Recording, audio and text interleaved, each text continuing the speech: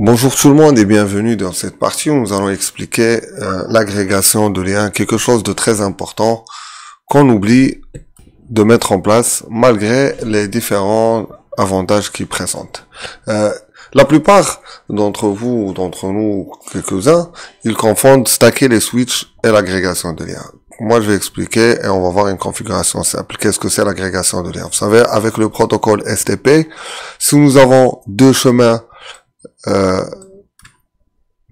identiques sur un switch vers la même destination, pour éviter les boucles, le switch, il bloque un chemin qui est répliqué automatiquement. Avec l'agrégation de liens, on peut configurer plusieurs liens vers la même destination et ainsi gagner en vitesse, en bande passante et même parfois en tolérance de panne. Voici une petite description. Qu'est-ce que c'est l'agrégation de liens? Il existe en plusieurs parties les modes de configuration. Donc là, il y a trois. Il n'y a pas que deux, il y en a trois. Bon, deux majeurs. Passif, c'est-à-dire que notre switch 1 va attendre que le switch 2 initialise la configuration.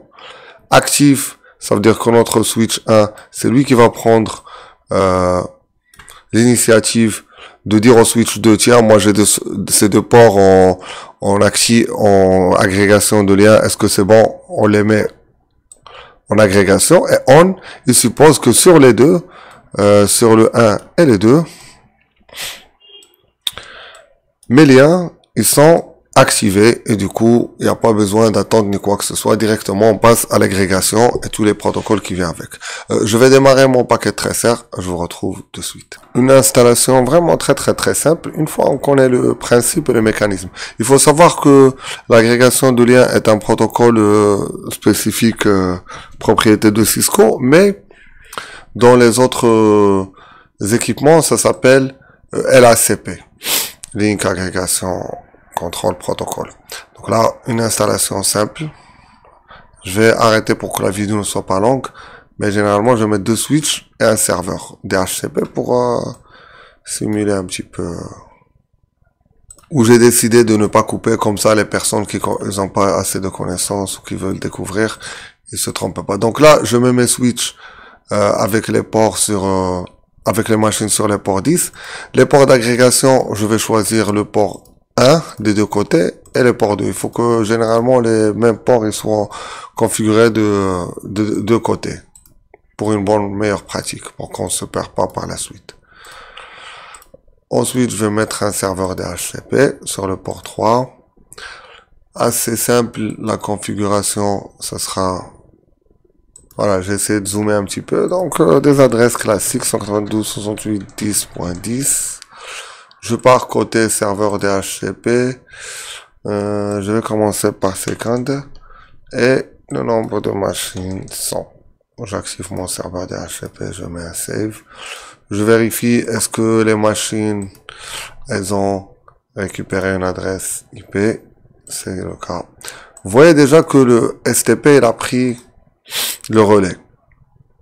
Il m'a désactivé un lien.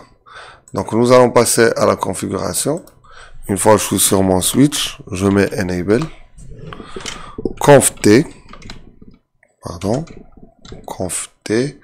je vais choisir interface range pour choisir plusieurs interfaces, plusieurs ports, à leur appliquer la configuration, et je vais choisir 0,1 jusqu'à 2, mes deux ports. Maintenant, je vais mettre un groupe, channel group, essayer d'insister un peu. Je donne un numéro de groupe si jamais je mets plusieurs agrégations avec d'autres switches. Donc ça n'a pas d'importance qu'il soit 1 ou 10. L'essentiel qu'il soit de la même façon des deux côtés. Et là, si je mets point d'interrogation, j'ai les deux modes, soit auto, soit machin. Dans notre TP, on va mettre on pour les personnes qui veulent vérifier première partie, premier coup, qui découvrent. Et par la suite, donc vous lisez un petit peu. Et donc, vous allez avoir plus de configurations adéquates à votre configuration. Donc, switch port mode, je peux laisser passer que quelques VLAN pour ne pas se prendre la tête. Je vais laisser passer tous les VLAN. Donc, je suppose que s'il y a des VLAN de ce côté, 10, 20, ben c'est logique qu'entre les switches, je veux que toute la communication passe. Néanmoins, je peux les restreindre. Voilà. Donc, je sors et là, je vais rentrer dans mon interface que j'ai créée. Interface, port channel 1. Et je vais mettre aussi switch port mode trunk. Je laisse passer entre les ports et entre l'agrégation, je laisse aussi passer tous les VLAN. Je vais faire un exit et je vais faire, regardez là, c'est déjà orange, j'essaie de négocier. Si c'était passif, il allait attendre que je passe en actif de l'autre côté. Mais là, je vais mettre en on, comme ça je ne me prends pas la tête. Je vais répéter exactement la même configuration. Interface, orange, fast Ethernet, 0, 1 à 2. La configuration peut changer selon les switches. Sur des switches niveau 3 ou graphique, cela peut être très facile.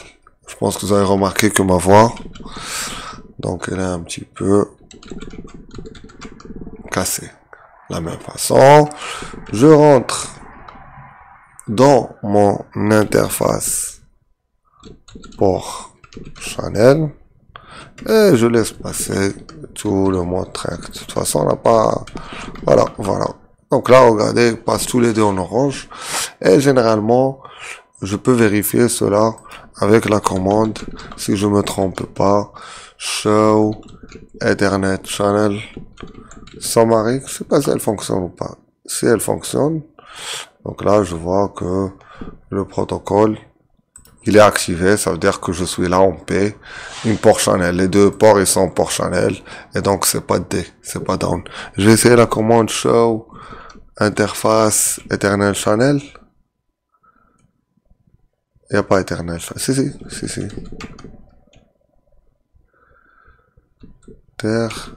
Channel, pour avoir plus d'informations sur les ports. Voilà. Disable, on voyait que le statut est on. Donc là, vous voyez, contrairement à tout à l'heure, les deux liens, ils sont activés. Je vais essayer de faire une petite simulation. Je décale ça un petit peu à droite. Je vais éditer tous les modes. Edit filtre, je vais désélectionner, c'est où ça? Oui, c'est ici, show all, edit. Et je vais laisser que le ICMP. Pour voir le ping. Bon, je sais pas si je vais voir le ping s'il va utiliser les deux chemins ou pas. Mais bon, nous allons essayer quand même.